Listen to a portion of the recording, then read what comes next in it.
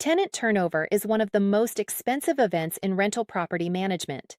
Between vacancy, cleaning, repairs, and releasing costs, turning a unit typically costs a landlord 1 to 3 months of rent. Keeping good tenants is almost always cheaper than replacing them. The foundation is placement. Screen thoroughly at the start and place tenants who are stable, employed, and have a history of honoring their commitments. Long-term tenants almost always start as well-qualified applicants. Maintenance responsiveness is the #1 driver of tenant satisfaction and lease renewals. Tenants leave properties where maintenance requests are ignored or delayed.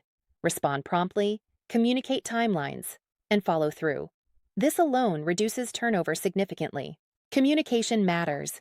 Let tenants know about planned maintenance, utility shutdowns, property changes, and ownership or management transitions before they happen.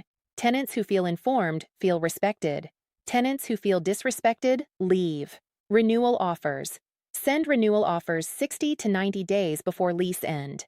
A tenant who hasn't already started looking elsewhere is more likely to stay.